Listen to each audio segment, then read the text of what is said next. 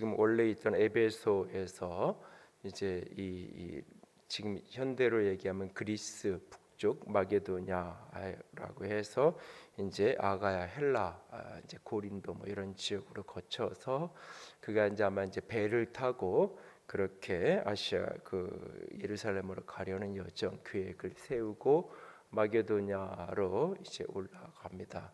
지금도 이제 이 터키나 그리스, 로마 이쪽 이제 여행을 가면 터키 쪽에서 이제 비행기로 그리스로 이제 배나 항공으로 넘어가기도 하지만 이제 이 육로로 해서 이렇게 넘어가면 이제 방송에서 한 번쯤 보셨을 이스탄불로 해가지고 이제 데살로니가 쪽으로 해서 육로로 해서 이제 이 그리스 쪽으로 넘어가게 되는데 아마 그 루트를 바울이 갔던 것 같아요. 이렇게 해서 마게도냐로 갔다가 헬라 쪽까지 내려와서 거기서 3개월을 머물면서 바울이 이제 소식을 듣는 거예요. 무슨 소식을 듣냐면 자신을 암살하려는 계획이 있다는 사실. 유대인들 가운데 바울을 암살하려는 그런 음모를 꾸미고 있던 정보를 알고 이제 거기서 배를 타고 이렇게 수리아로 가려고 했던 그런 계획을 포기하고 다시 이제 육로로 거꾸로 마게도냐로 해가지고 자신이 이제 이렇게 아는 사람들이 있는 곳을 따라서 이제 가려고 하는 거죠. 그래서 다시 이제 원래 가던 길을 되돌아서 이제 이 마게도냐 쪽으로 갔다가 거기서 배를 타고 드로아가 이제 트로이 목마 뭐 이쪽이죠. 드로아로 가게 됩니다. 그리고 거기에 이제 몇몇 사람들하고 같이 이제 예루살렘으로 가는 동행의 인물들이 4절에 여러 인물들이 같이 여행 중에 있는 사람들이 언급이 되고 있고 본문이 계속 우리가 복수로 언급되는 이유가 지금 이 사도행전의 저자인 누가가 바울과 계속 같이 동행하면서 기록해가고 있는 거기 때문에 우리라는 표현을 써서 내용이 전개되고 있어요. 그러다가 이제 이 드로아에서 이제 사건 하나가 벌어지죠. 말씀을 전하는데 이 유두고라는 사람 청년이 말씀을 이렇게 테라스에 앉아서 듣다가 떨어져서 죽었는데 그를 다시 이제 생명을 일으키고 그런 어떤 에피소드가 7절에서 12절까지 짧게 등장을 합니다. 그리고는 이제 바울이 이 아시아를 빨리 지나서 예루살렘으로 가는 여정을 빨리빨리 가려고 합니다. 사실은 빨리 가려고 하면 배를 타고 빨리빨리 움직이면 되는데 무슨 이유인지 모르겠지만 바울은 이 트로아에서 아소까지는 자신의 육로로 걸어서 가려요. 대략 한 직선거리 60km 정도 되는 거리인데 본인은 육로를 통해서 계속 걸어가고 다른 일행들은 배로 먼저 가서 기다리고 있고 그렇게 해서 이제 이 예루살렘으로 가는데 일반적으로는 이제 중요한 동네가 이제 에베소예요. 거쳐가는 드로아에서 이제 밀레도를 밑에 이제 내려가는데 밀레도까지 가는 그 중간에 있는 가장 중요한 동네가 에베소인데 에베소에 가면 그 아는 사람도 많고 기다리는 사람도 많고 그러니까 시간이 지체할 수밖에 없어요. 그러니까 바울은 에베소를 그냥 건너뛰고 밀레도로 가 있고 그 소식을 듣고 이제 에베소에 있는 장로들이 교회 리더들이 밀레도로 내려와서 바울과 이제 작별 인사를 하는 장면, 그게 이제 20장 후반부에서 이제 이 이야기로 전개가 이제 다음 주에 우리 보게 될 내용이 될 겁니다. 그 중간에 있는 오늘 그 내용을 조금 더 자세히 보려고 하는데 사실 그 예배드리다가 떨어져서 죽었는데 또 이렇게 그것을 살리고 뭐 이런 이야기가 여기 잠깐 이렇게 7절에서 12절까지 등장하는데 이 본문을 이렇게 곰곰이 들여다보면 여러 가지 생각을 하게 돼요. 과연 이런 사건을 왜 성경에 성경이 그냥 의미 없이 기록해둔 말씀이 없을 텐데 어떤 의미로 어떤 의도를 가지고 이 말씀이 여기에 이렇게 여러 가지 바울의 선교 사역의 에피소드 가운데 이 사건을 빠뜨리지 않고 이렇게 기록하고 있을까? 이 사건을 통해서 우리가 깨달아야 되고 좀 발견해야 될 교훈을 얻어야 될 들어야 될 하나님의 말씀은 어떤 것일까? 그런 질문을 이 본문을 가지고 여러 각도에서 이렇게 저렇게 해봅니다. 사실은 이 말씀이 오래전에 굉장히 이렇게 위로가 되고 힘이 됐던 기억이 있는데 제가 이제 몇 번 말씀드린 적이 있지만 이 사람 잡는다 그러잖아요. 이렇게 목사를 잡는 방법이 두 가지 있어요. 이게 이제 목사를 잡는 방법이 두 가지 있는데, 그게 하나가 뭐냐면 우리 목사님 다 좋은데 사랑이 없어라고 떠들고 다니는 거예요. 그러면 그 사람 미치게 돼 있는 거예요. 그거는 뭐 이렇게 지극히 주관적인 거기 때문에. 그리고 100명이면 100명 누구나 다 한 번쯤은 이게 안 좋을 때가 있거든요. 그러니까 자기가 원하는 만큼 상대방이 반응하지 못할 때, 그럴 때가 있는데, 그게 참 이렇게 뭐 그대로 힘들게 하는 모습 중에 하나고, 또 하나는 이렇게 설교할 때 잘 보이는데 앉아서 이게 이렇게 떼거지라고 그래야 되는데 그런 말씀 안 되니까 그룹으로 이렇게 잘 보이는데 앉아서 그룹으로 조는 거예요. 그러면 그룹으로 이렇게 졸면 처음에는 화가 나고 막 그러다가도 어느 순간부터는 내가 얼마나 능력이 없으면 이렇게 되기 시작하고, 그러면서 이제 이 말씀을 전하는 게 자꾸 이제 생명력을 잃어가게 돼 있어요. 그래서 저를 이렇게 쫓아내고 싶으면 다른 거 하지 말고 딱 두 가지 하면 되는데, 그렇다고 뭐 내가 또 존다가 내가 의심하진 않을 테니까 제가 이제 그런 그 생각을 이제 오래전에 어떤 분한테 제가 이제 선배 목사님한테 듣고 그러냐고 그랬던 적이 있는데, 이 설교를 하다 보면 사람들이 이렇게 졸 때가 있잖아요. 그래서 언젠가 이제 그것 때문에 이렇게 고민을 하고 있었는데, 이 구절을 읽다가 위로를 받았던, 뭐 바울이 설교를 해도 조는 사람이 있는데 바울이 설교를 해도 조는데 뭐 얼마나 심하게 졸았으면 졸다가 떨어져서 죽기까지 했을까. 뭐 누구는 그렇게 표현하는데, 이 사람은 자다가 깼더니 천국이더라. 유두고는 자다가 깼더니 천국인데 천국에서 다시 잠들었더니 이 땅에 다시 죽은 유구도로 살려놓으니까 뭐 이제 그렇게 이야기를 하던데, 그러면서 이 말씀을 이렇게 위로를 받았던 기억이 스쳐가는데요. 오늘 우리가 이 말씀이 단순히 뭐 그런 정도의 의미로 이 말씀이 여기 이렇게 언급되어 있는 걸까? 바울이 지금 굉장히 바쁜 여정을 이렇게 가고 있잖아요. 이 밀레도에서도 몇 날 사실 머물러, 이 드로아에서도 몇 날 머무르지 못해요. 그리고 지금 거기에 이렇게 한 일주일 정도 이렇게 머물면서 여기에 이제 떡을 뗐다, 7절에 떡을 뗀다라는 표현이 나오고 11절에 떡을 떼어 먹고라는 표현이 나오는데, 이게 이제 이 해석이 굉장히 이렇게 다양하고 포괄적이에요. 그냥 단순하게 식사를 했다 이런 의미의 해석도 가능하고, 또는 이게 오히려 성찬식, 성만찬, 성찬을 했던, 그러니까 예배를 했던 성찬의 의식을 한 걸로 이해되기도 하고, 또 이제 성찬이라는 것도 우리가 보통 애찬이라고 표현하는, 우리가 주일 예배를 하고 뭐 이렇게 이 3층에서 이렇게 식사를 이렇게 하고 그러잖아요. 그러니까 예배가 예배의 연장선상으로 이어지는 그 식사, 이게 사실은 초대교회에서는, 초대 예루살렘 교회나 이 무렵에서는 이 성찬이라는 게 예전으로 의식으로 뭐 사람들이 이렇게 예배라는 것 자체도 형식이 없을 때니까요. 예배라는 것 자체도 사실 형식이 없는 그런 어떤 시대가 이렇게 거쳐가는 거니까 그 무렵에는 이게 명확하게 구별이 안 돼요. 성찬과 이제 애찬을 나눠 떡을 때는, 그래서 같이 음식을 나누면서 공개하고 같이 이렇게 나누었다라는 것하고, 성찬식을 했다, 성찬을 했다, 그리스도의 피를 먹고 마셨다라고 하는 것이 하나 혼재되어 있죠. 그러니까 예수님이 성찬을 하신 것 자체가 그렇잖아요.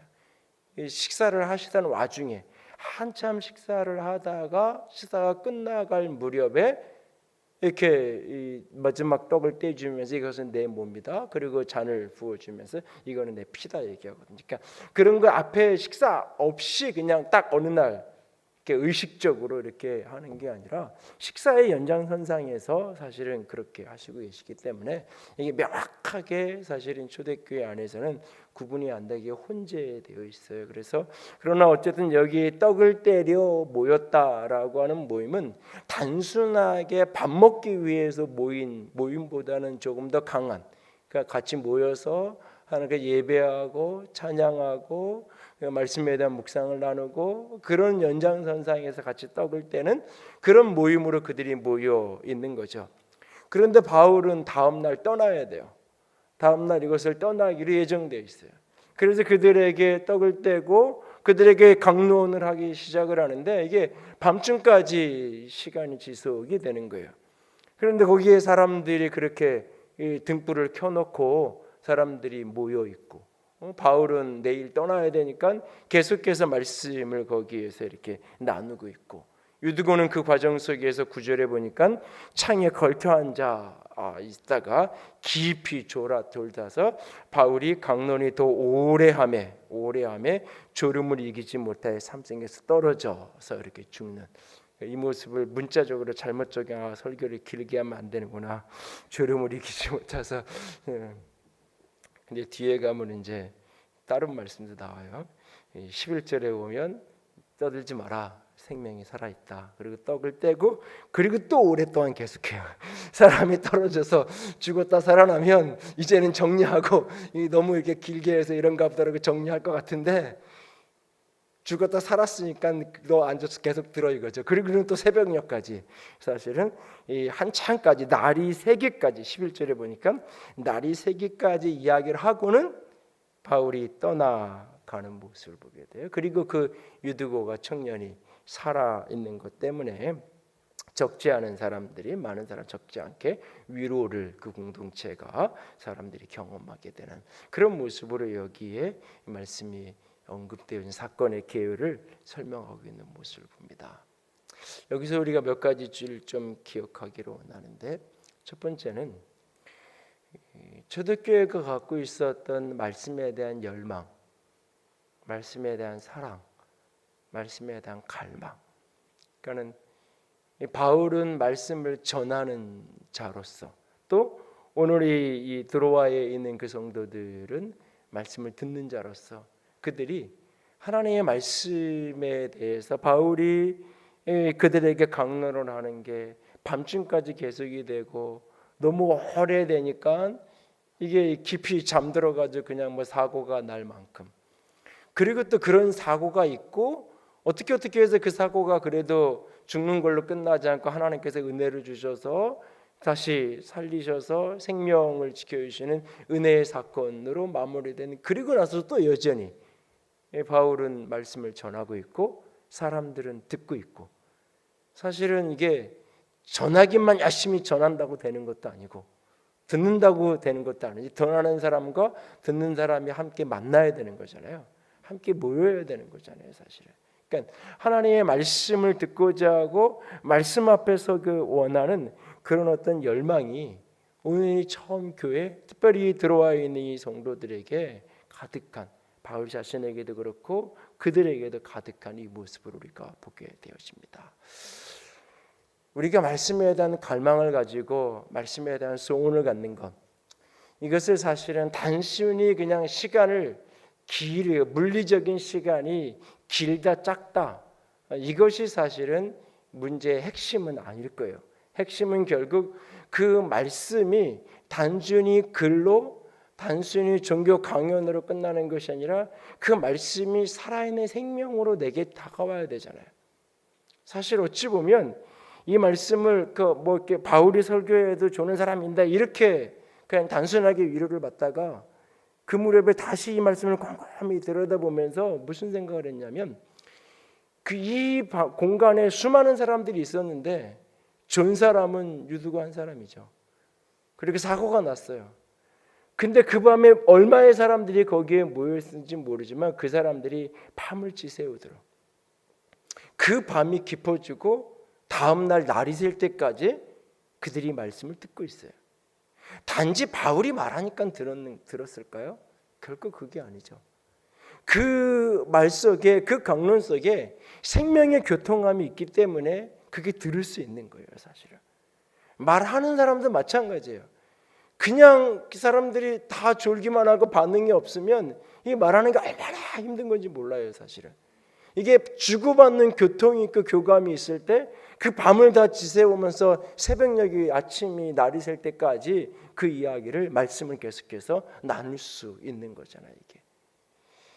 이 오래전에 제가 이제 목회 초기에 이렇게 목회에 대한 어떤 그림을 이렇게 그리게 된 이렇게 몇 가지 사건이나 이렇게 이야기들 중에 하나가, 어느 날 이렇게 어떤 책을 읽는데 영적 전쟁에 대한 그런 어떤 책인데, 사단 숭배자들이 하는 어떤 행동, 우리나라에는 사단 숭배가 그렇게 아직 보편화되어 있지는 않고 일부 이제 뭐 그런 흔적들이 있어서 이제 그런 콘서트나 뭐 그런 걸 하고 나면 이제 이렇게 그런 것이 이제 이게 사단 숭배의 그런 행동이다, 모습이다.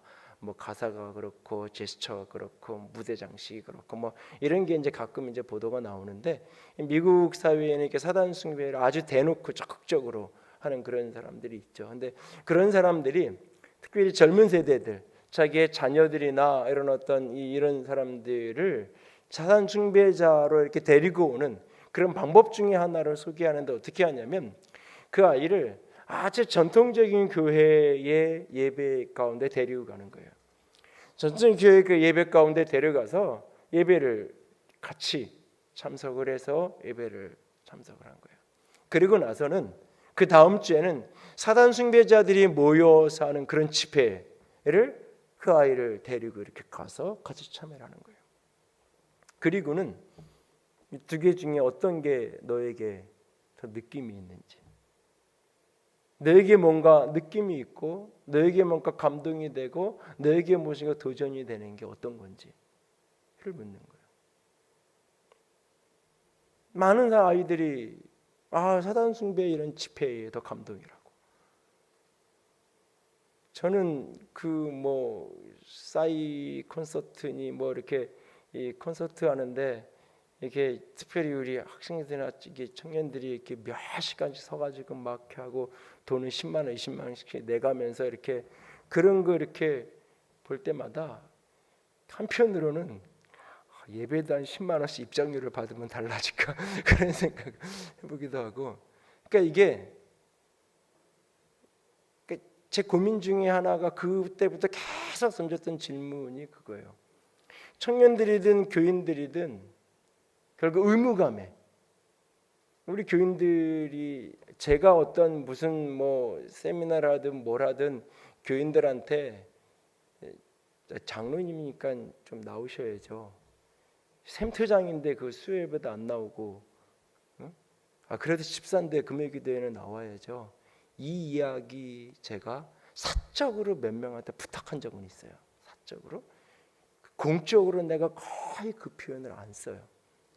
사실은 때로는 그 표현이 필요할 때가 있다는 걸 느껴질 때도 조금 의무감에라도 하면서 좀 이렇게 회복이 될 수 있는 어떤 계기를 만들었으면 좋겠는, 의무감에서 이렇게 하다가도 어느 날 이렇게 말씀이 들리고 그 예배 속에서 은혜를 받고 회복될 때가 있으니까 의무감에라도 했으면 좋겠는 어떤 때가 있어요. 그러나 가능하면 그 표현을 제가 쓰지 않아요.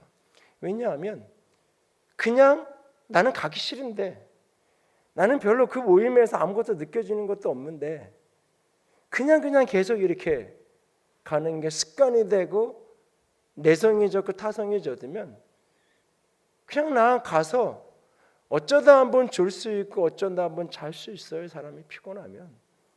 그런데 늘 나는 그 자리에 가서 그냥 자다 오면 되는 거고, 그냥 눈도장 찍으면 되는 거고. 특별히 젊은 세대일수록 이제는 그런 것들이 통하지 않는 시대가 점점 오잖아요.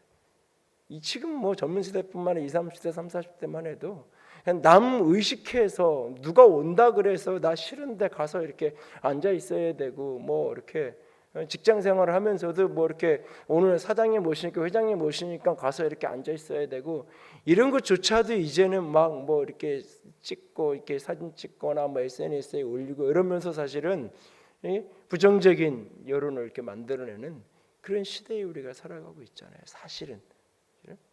그러니까는 예배 가운데 나와서 말씀을 들을 때 이 말씀 속에서 결국은 중요한 것은 단순한 지식이 내게 확보되어지고 무엇인가 이해되고 알아지는 것 저 너머에 하나님의 만남, 말씀 속에서 하나님이 내게 말씀하신다라는 게 들릴 그 깨달아지는 이 모습이 우리에게 필요한 거죠. 궁극적으로. 그러니까 기도가 아무리 기도를 하라고 이야기해도 기도가 안 되는 가장 핵심적인 이유는 뭐냐면 기도 속에서 하나님과의 만남이 이루어지는 게 아니라 기도가 끊임없이 허공을 치는 것 같으니까 기도가 안 되는 거예요.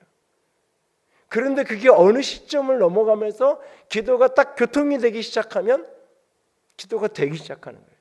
내 기도가 허공을 치는 게 아니라 하나님이 내 기도를 듣고 받고 이 주고받는 게 된다라고 느껴지는 그 순간부터 기도가 되기 시작하는 거예요. 찬양이 준비 찬양이 아니라 이 찬양이 하나님의 임재하러 나아가는, 하나님 앞에 서는, 하나님 앞에 나아가는 가장 사실은 아름다운 방법 중에 하나가 찬양이라고 얘기하는데, 그냥 내가 좋은 노래를 하고 내가 좋은 이야기를 하는 게 아니라 찬양 속에서 하나님의 임재가 만나지는 그런 체험과 고백들이 내 안에 생겨지면 끊임없이 내가 찬양하게 돼 있어요. 찬양하게 돼 있어요. 근데 찬양 가운데에서 하나님의 임재가 경험되어지지 않고 만나지지 않으면 그냥 나는 그냥 찬양하는 거는 그냥 준비 찬양까지 늦게 가도 되고, 특별히 뭐 금요일 날 이럴 때는 그냥 늦지막하게 가도 상관없고 이렇게 되는 거예요.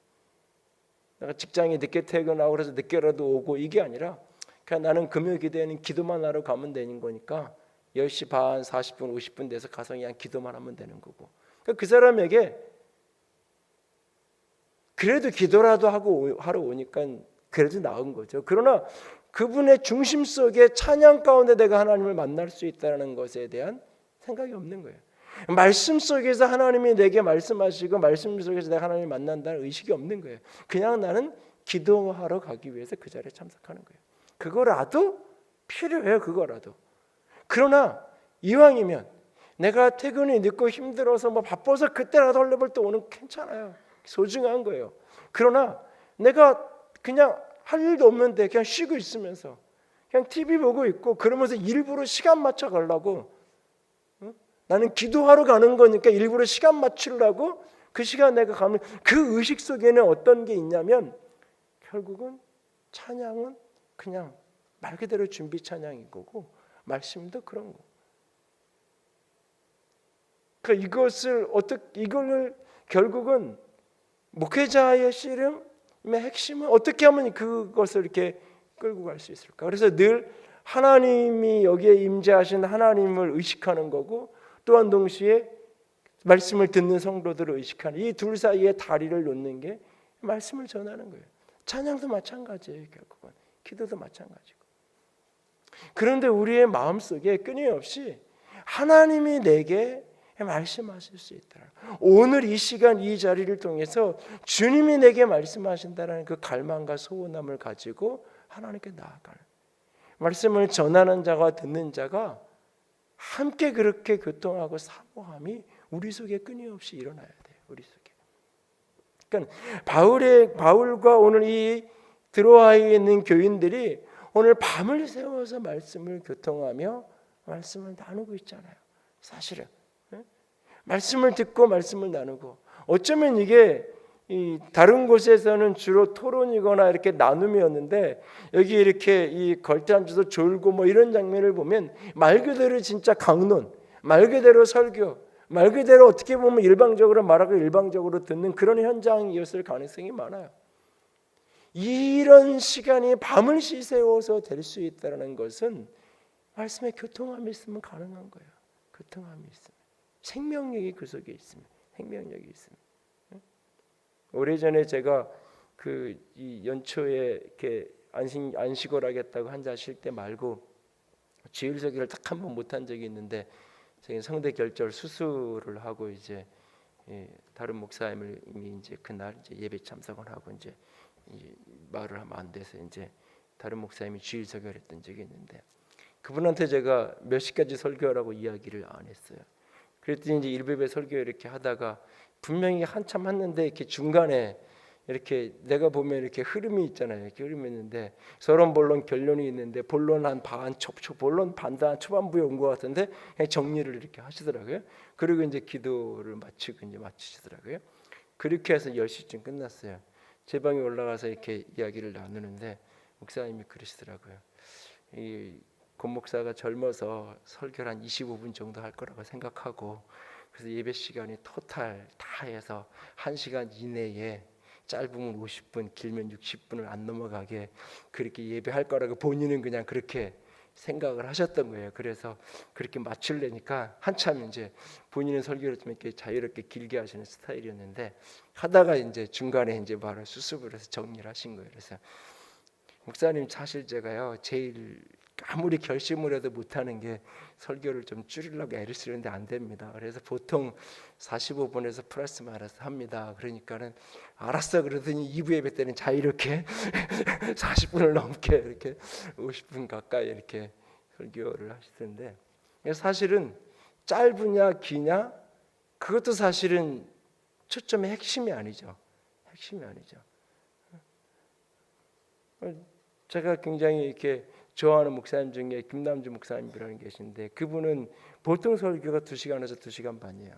그것도 아예 원고를 거의 안 가지고, 뭐 저도 수요일날 주일 금요일날은 잘 원고를 거의 안 가지고 올라오지만, 그분은 거의 원고를 안 가지고 거의 모든 설교를 그래요. 원고 없이 보통 2시간 반에서 3시간 설교를 해요. 짧은 메모지, 포스트잇 메모지 한 장을 들고. 근데 이제 그분이 그렇게 가능한 이유가 있어요. 그러니까 일주일 내내 독서량이 엄청나요. 이렇게 이야기를 나눠보면 이 독서량과 여기에 이렇게 들어있는 게 그게 보통 사람이 그냥 흉내내서 나도 원고 없이 3시간 해야 돼, 그럼 형선수설 그냥 한 2-3번 하고 나면 그 다음 주에는 할 말이 아무것도 없는, 그렇게 될 거예요. 그만큼 사실 이렇게 내면에 들은 게 많아요. 그래서 아무나 이렇게 흉내내기는 어려운데 때로는 그렇게 하지. 근데 성도들이 들어요. 그리고 성도들이 굉장히 많은 사람들이 모이고, 단순히 짧은 거 긴 게 핵심이 아니죠. 핵심이 아니에요. 중요한 거는 그곳에서 하나님이 내게 하시는 말씀이 들려지고 그것이 교통되어지는 그런 모습들이 우리에게 필요하죠. 우리에게. 그러니까 말씀에 대한 열망이라는 것은 단지 성경의 지식을 알고 싶은 것도 아니고, 단지 설교를 듣고 싶은 것도 아니고, 단지 설교를 좀 많이 하고 말을 길게 하고 싶은 것에 초점이 있는 게 아니라, 핵심은 그곳에서 하나님의 음성이 들려지고 하나님의 음성이 교통되어야 되는 거죠. 하나님께서 오늘 이 말씀을 통해서 우리에게 말씀하시는, 하나님이 기록되어진 말씀이 그 순간 하나님의 사람을 통해서 선포되어지고 설교되어질 때, 그 말씀을 통해서 그 순간 성령께서 일하셔서 내게 하나님의 생명으로, 하나님의 말씀으로 내게 들려져서 그것이 내 영혼의 양식이 될 수 있다는 사실. 단순하게 오늘 내가 무슨 어떤 고민이 있는데 그 문제에 대한 어떤 가이드를 받으려는 어떤 실용적인 태도만이 아닌, 오늘날의 신앙생활의 가장 어떤 치명적인 어떤 문제점 가운데 하나는 자꾸 실용주의적인 관점을 해석을 하는 거예요. 태도 자체가 실용주의적인 관점.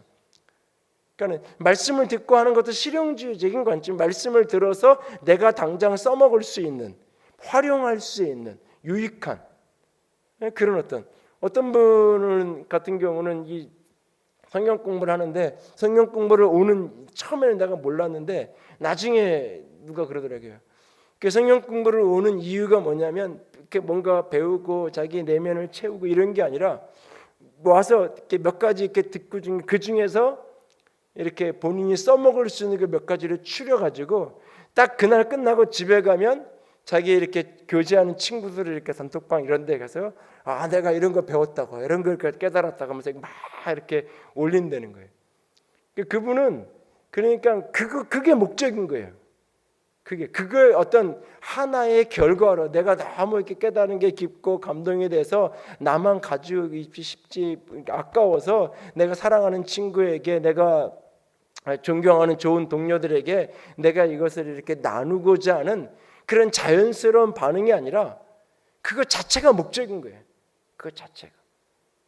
그러니까는 들어도 내가 어떤 걸 좀 이렇게 들으면서도 계속 어떤 걸 올리면 그 친구들이 좋아할까, 이런 생각을 하면서 들을 수밖에 없잖아요. 그러니까 실용주의적인 태도, 그게 악하고 나쁜 건 아니지만 삶의 모든 방향을 우리는 그렇게 가고 있어요. 이 사회가 그렇게 가고 있기 때문에 설교를 듣는 것도 말씀을 나누는 거 자꾸 실용주의적인 관점에서 내게 들으려고 하는. 그래서 오늘 나에게 필요하다라고 오늘 내가 지금 고민하는 게 있었는데 그거에 맞으면 그건 참 좋은 말씀이에요. 그러나 그런 부분이 잘 느껴지지 않으면 마치 말씀을 헛들은 것처럼 여겨지는 그런 태도가 우리 속에 참 많이 있어요. 그런데 이게 내면에 자꾸 쌓이는 거예요. 그리고 어느 날 그게 사실 튀어나오는 거예요. 말씀이 들려지고 내면화되었던 것들이 삶의 구체적인 현장에서 오늘 바로 여기서 들은 말씀이 오늘 집에 가다가 가는 길이나 집에 가서 바로 이걸 써먹는 게 아니어도 어느 날 어떤 삶의 현장 속에서 어떤 때에 들었던 말씀, 어떤 때에 내가 묵상했던 그 말씀이 내 삶에서 능력으로 그것이 나타나게 되어 있는 거예요.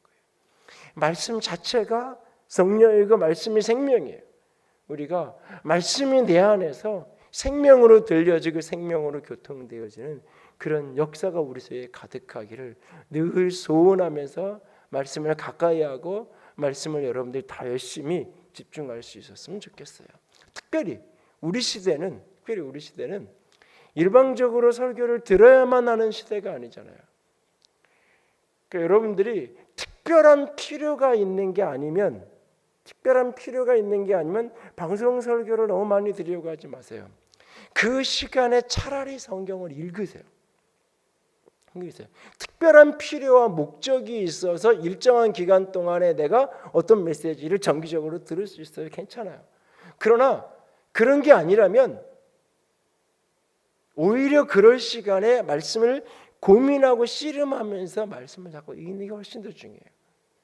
이번 달 9월 10월로 그 큐티인에 보면 김양기 목사님이 자신이 옛날 그 앞부분 큐티인 맨 앞부분에 이제 이 큐티 칼럼 같은 게 실려진 그 부분에 보면 어떤 내용이 나오냐면 본인이 옛날에 집사였던 시절에 집사일 때도 본인이 이제 수요일 날 오전하고 화요일 날 오전에 할 때 그 수요일 날 오전에 큐티 세어링 큐티 나누는 모임에도 그 신반포의 남설교회 본당이 거의 다 꽉 차고 부속실까지 차고 뭐 이렇게 이 보통 한 2-3천 명씩 모여서 한 3시간 정도 본인이 한 주간 깨달은 그 매일 성경으로 깨달은 큐티 이렇게 쭉 그 주간 본문 전체를 한 절 읽어가면서 쭉 이야기를 하면 이렇게 와서 듣고 하던 게 아니고 그때도 뭐 제가 이제 대학 다니고 그 무렵에도 모이면 이렇게 보통 1,000명 많이 모일 때는 3,000명까지도 모이고 뭐 평일날인데도 그랬으니까.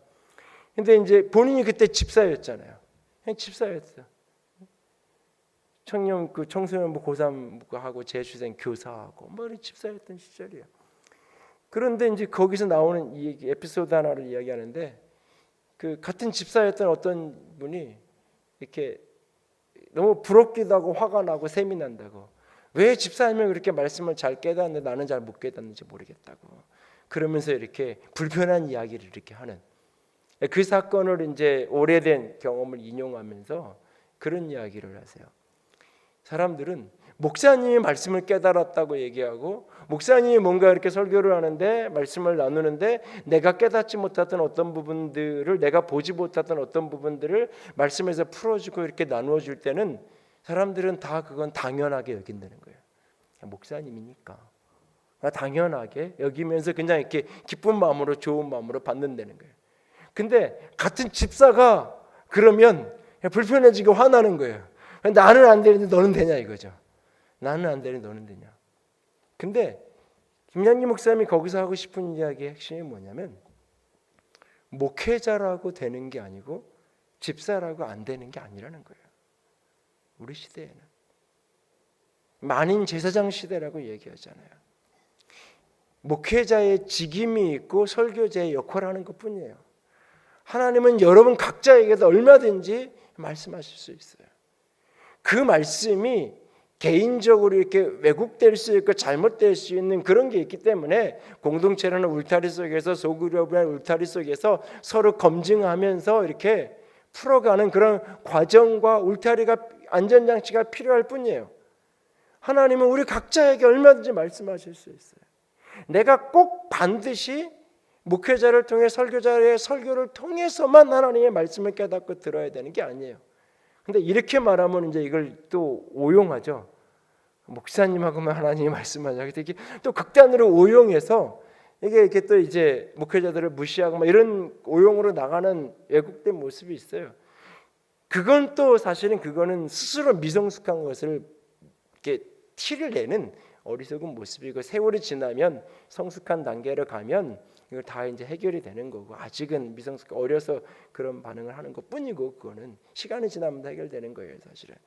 근데 여기서 말하는 중요한 거는 뭐냐면, 나도 하나님이 여러분 각자에게도, 최근에 내가 지난 주간에 재밌게 읽었던 설교집 하나가 있는데, 송인수 선생님이 좋은교사 운동 교사하다가 좋은교사 운동 오래 하다가 이제 그만두고 지금은 이제 사교육 걱정 없는 세상 이런 어떤 이제 교육 운동을 NGO 운동을 하는 분인데, 집사님이세요. 이거 뭐 이렇게 본인이 이렇게 초등학교 교사 분이고, 그런 분이 이제 뭐 이렇게 몇 가지 사건이 좀 이렇게 있으면서 본인이 혼자 이렇게 가족들하고 이렇게 예배드릴 수밖에 없는 그런 어떤 상황이 됐어요.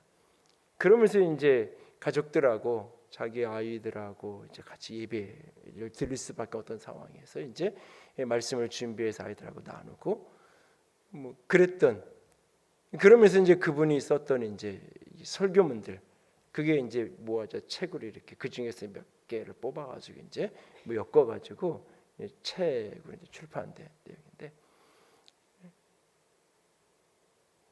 사실은 이게 뭐 이렇게 굉장히 이렇게 조심스러운 이야기고, 잘못하면 이제 목회자들에 대한 어떤 이러는 권위와 이런 것들을 허물실 수 있는 이야기지만, 뭐 이렇게 뭐 교회 강단에서 설교 이게 아니라 자기 식구들하고 앉혀놓고 말씀을 나눈 거예요. 그러니까 그걸 이제 선생님이니까 원고를 다 써서 그 원고를 가지고 이제 아이하고 나눈 거예요. 그래서 이제 고등학교 때 한참 사춘기였던 아들이 오히려 그 아빠랑 그 이야기를 하고 계속 이제 말씀을 듣고 아빠에게 질문을 하고, 그러면서 신앙에 방황 없이, 그래서 자기는 내 아들이 대학 가서 신앙이 흔들릴 것에 대한 불안감이 전혀 없다. 그런 면에서는 나는 사실은 집에서 내가 아이하고 이렇게 예배드릴 수밖에 없는 이 형편이 내게는 축복, 우리 가정과 아이에게는 오히려 축복이었다. 뭐 이런 이야기들 이렇게 하시는데, 이 말씀을 이렇게 본인이 묵상하고 나눈 것들을 이렇게 묶어서 책으로 출판이 돼서 한 주간 그런 책도 제가 보고 그랬는데, 모두가 다 그렇게 될 수는 없을 거예요. 뭐 선생님이고 원래 글 잘 쓰는 분이고 그런 역량이 기본적으로 있는 분이니까 이게 되는 게 있겠죠. 그러나 기본적인 거 하나는, 여러분이 성경을 읽고 묵상할 때 하나님 여러분에게 말씀하신다. 우리의 신앙의 선배들, 할머니, 할아버지들, 제대로 한글도 못 깨친 분들이 어떻게 한글 깨쳐가지고 성경을 읽고 읽는데, 한 번 읽고 두 번 읽고 10번 읽고 20번 읽고 100번을 읽어가다 보니까 그 말씀이 외워지고 그 말씀이 내면화되어지고 그 말씀으로 인생의 길을 권면하게 되고, 그러신 어르신들이 지금은 대부분이 이제 역사의 뒤안길로 사라져 버렸지만, 우리나라에 그런 그 어르신들이, 우리나라 곳곳에서 오래된 기도원이라는 그런 어르신들이 있어요. 그런 어떤 전사님들, 여전사님들, 할머니, 권사님들이 계셨어요. 다 그냥 깨면 성경 보고 누구 엎드리면 기도하고 그러면서, 근데 그분들이 성경을 누구보다 깊이 깨닫고 권면의 말씀을 하고 말씀을 나누는 거 보면 그 말씀에 대한 깊이를 놀랬다. 제가 오래전에 자주 대학 때나 이렇게 한동안 사랑교회 수양관이 만들어지기 전까지는 청계산 기도원을 자주 갔는데, 양재동에 거기에 가면 늘 거기는 이렇게 남자 여자 같이도 못 앉아요. 따로따로 앉아야 돼. 예배실 딱 들어가면 따로따로 앉아요. 밥 먹는 데도 이렇게 다 떨어져 있어야 돼요. 그런데도 거기에 그 나이 많으신 권사님들, 전사님 이렇게 기도하면서 이렇게 평생 말씀으로만 살던 분들 이렇게 한 번씩 이렇게 말씀을 나누는 걸 들으면, 대학 다니고 막 신대원 나고 예민하고 막 그럴 때도 와, 성경을 저렇게 깨닫는구나, 성경에 저런 말씀이 있었구나, 다시 펼쳐져서 보게 되고 그랬던 기억들이 제 속에 있어요. 하나님께서 여러분 각자에게 말씀하실 수 있다는 사실을 인정하고 하나님 앞에 엎드렸으면 좋겠고 말씀을 자꾸 읽었으면 좋겠어요. 자꾸 누군가한테 배우려고 누군가가 해석해 놓은 걸 자꾸 어떻게 하려고 하는 그것, 예배 참석하면서 예배 시간에 설교 듣고 소그룹에서 나누고 1년에 몇 권씩 신앙서적 읽고 이 정도면 사실 충분해요. 더 많이 자꾸 그거 찾아다니기보다는 그럴 시간에 여러분들이 말씀을 읽고 매일 묵상하고 큐티하면서 그 속에서 하나님이 내게 말씀할 수 있다. 때로는 잘못 해석하고 잘못 깨달을 수 있어요. 같이 공동체 안에서 수정하면 돼요. 내가 깨달은 게 법이 다 이렇게 고집만 안 부리면 돼요. 내 생각엔 이런 거 같은데 이게 맞나요? 한 번씩 물어볼 수만 있으면 돼요. 울타리 안에서 같이. 그러면서 하나님의 말씀이 이 성경이 우리들 각자에게 주어진 게 여러분에게 성경이 주어진 게 얼마나 큰 축복인데요. 얼마나 큰 축복인데. 이 말씀을 장식용으로 두지 말고 밤을 지새워서 설교를 듣지 않아도 밤을 지새워서 읽을 수 있는 말씀이 여러분 손에 있잖아요. 여러분 손에 있잖아요. 여러분이 말씀을 꾸준히 읽어가면 성령님께서 말씀을 깨닫게 하시고 여러분들에게 풀어주실 거예요. 그래서 우리가 말씀에 대한 열망을 단지 지식을 쌓고 공부를 하기 원하는 게 아니라 말씀 속에서 하나님이 이 성경을 통해 내게 말씀하시는 하나님의 말씀을 듣고자 하는 열망과 갈망을 가지고 설교도 듣고 그 갈망과 소원을 가지고 여러분들이 성경을 자꾸 가까이 하고 읽고 또 읽고 했으면 좋겠어요. 특별히 그 속에서 오늘 유디고가 가졌던 모습 중에 하나가 태도의 문제예요. 이 사람이 바울이 설교를 길게 했고 시간대도 밤이고 졸릴 수밖에 없고 그럴 수 있어요. 그런데 난간에 걸터 앉아가지고 3층 그 난간에 걸터 앉아 있는 위험한 자리에 스스로 올라가서 이렇게 앉아 있잖아요. 위험한 자리에 가서 이렇게 앉아 있잖아요. 그거를 피해야 되는 거죠. 이건 이제 형식적인 틀 모양 속에서 말씀을 듣는 우리의 태도, 말씀을 들으는 우리의 모습들을 점검해 볼 수 있어요. 성경을 잘 사용하기 좋은 때 중에 어떤 용도가 있어요? 불면증 환자들에게 특효약이잖아요. 배를 딱 깔고 조명을 살짝 해놓고 성경을 읽어내려가기 시작하면 한 페이지를 못 읽어서 그냥 엎어져 자게 돼 있어요. 그럴 때 누군가가 옆에서 야 왜 이러고자라고 깨우면 그날은 꼴딱 새는 거죠. 이제 그대로 자게 놔두면 푹 잘 건데 옆에서 이제 잠을 깨워놓으면 사실은 성경이 우리가 어떤 용도로 우리가 말씀을 쓸 거냐, 어떤 태도로 대할 거냐.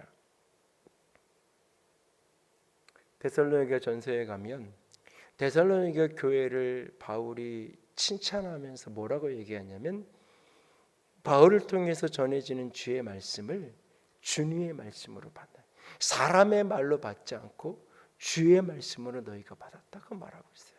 사람의 말로 받지 않고 주의 말씀으로 받았다고. 제가 오래전에도 이야기 몇 번 드린 적이 있어요.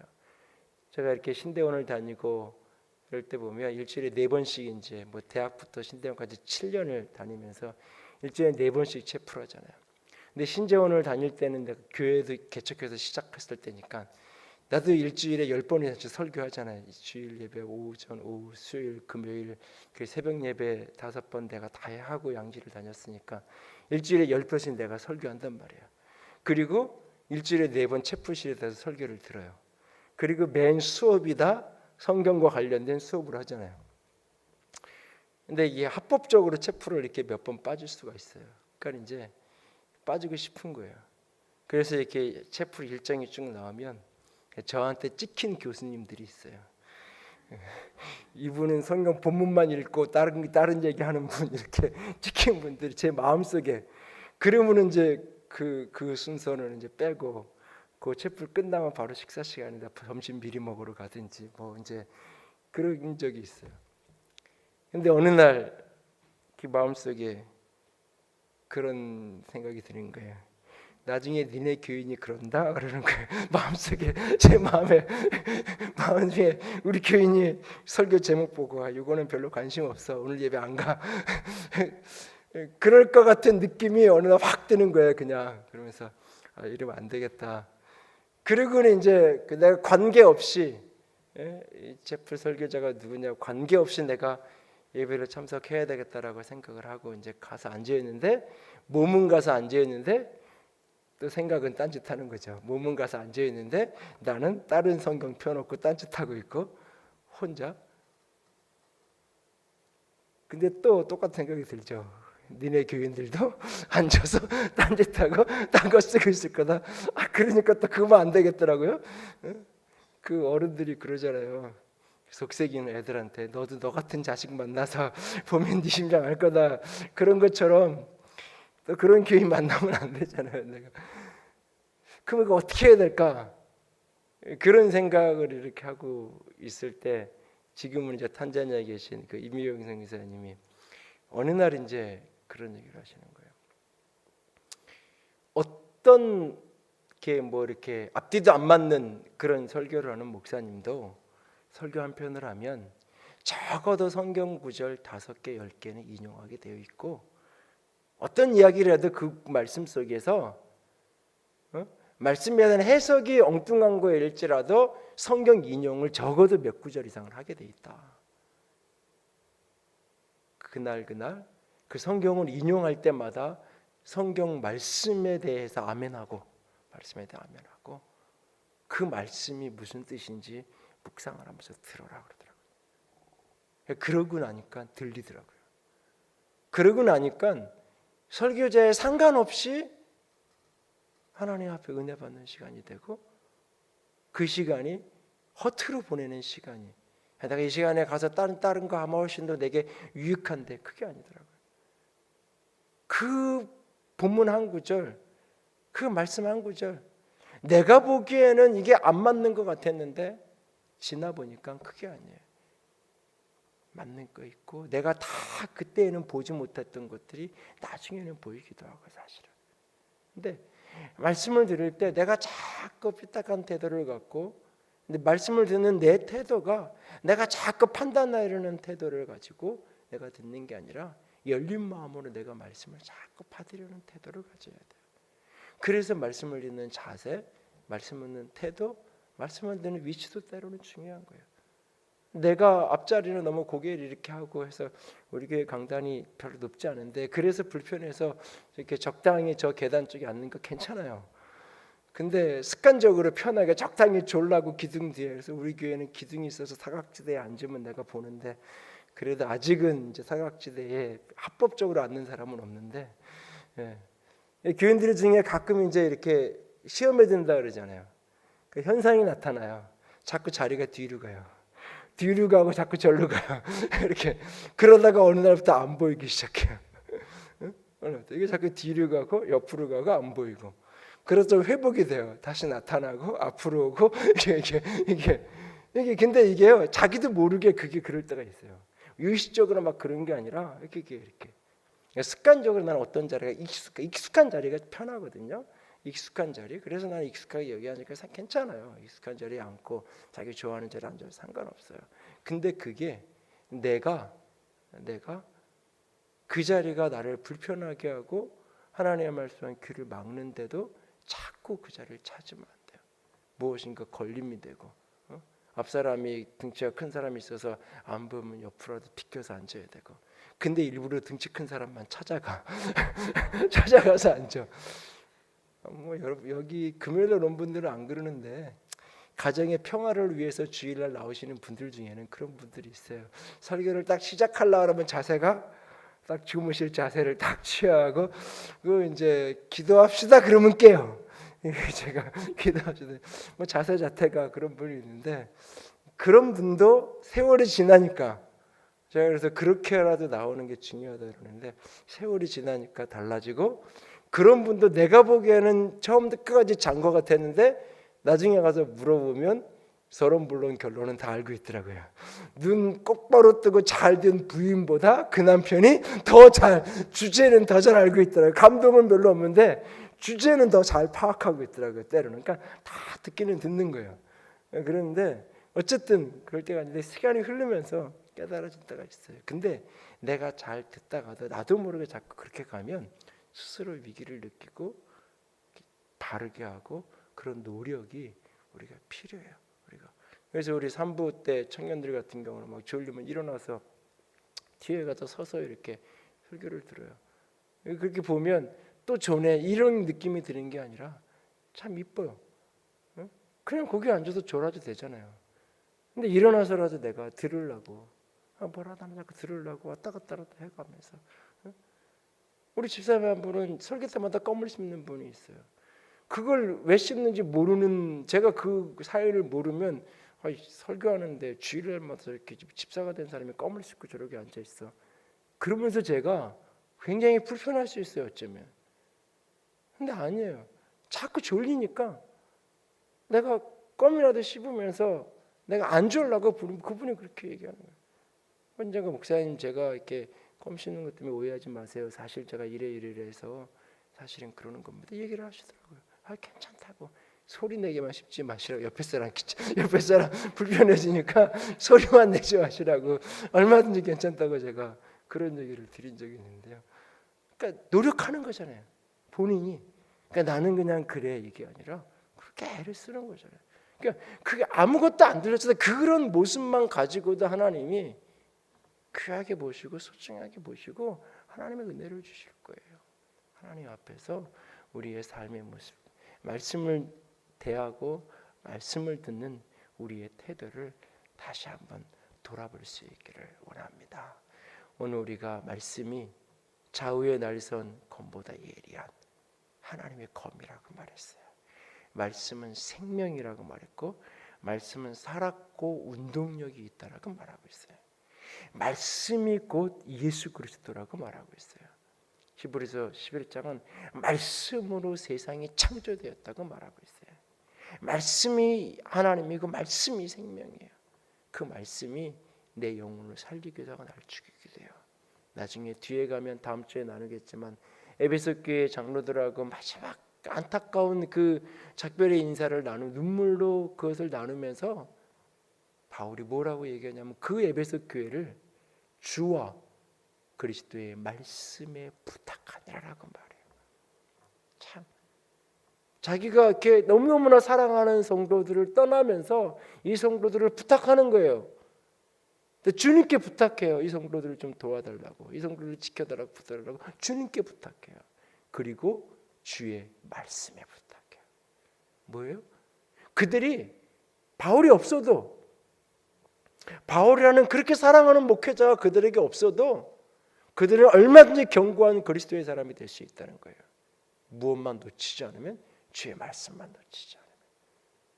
그들 가운데 주의 말씀의 생명만 살아있으면 어떤 상황 속에서도 승리하고 이길 수 있다는 거예요.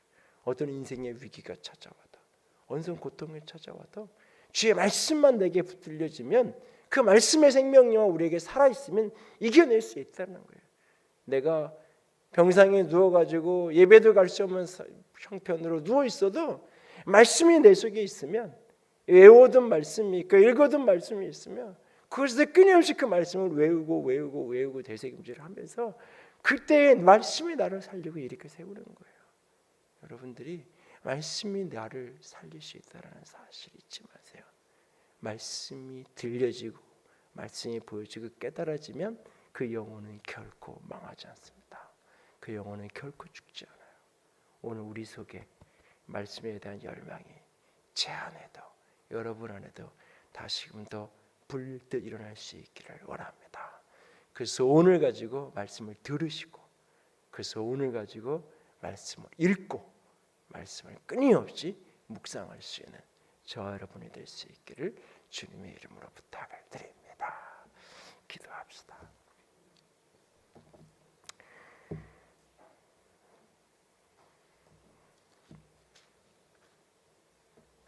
하나님의 말씀은 살아있고 활력이 있어 좌우의 날선 어떤 검보다 예리하여 혼과 영과 및 관절과 골수를 찔러 쪼개기까지 하며 또 마음의 생각과 뜻을 판단하나니 주께서 말씀하십니다. 하나님, 살아있는 생명력 있는 말씀이 내 영혼 육을 새롭게 할 수 있게 원합니다. 내 마음의 생각과 뜻을 온전히 분별하고 판단할 수 있게 원합니다. 말씀의 생명력으로 나를 가득 덮어 주시옵소서. 주의 말씀에 붙들려진 믿음의 사람, 믿음의 공동체가 되게 하여 주시옵소서. 오늘 여러분 자신을 위해서 말씀을 듣는 내게, 나를 위해서 기도하시고, 말씀이 선포되어지는 이 하늘교회 강단을 위해서 기도하시고, 말씀의 생명력이 충만한 우리가 되게 하여 주시옵소서. 함께 기도합니다.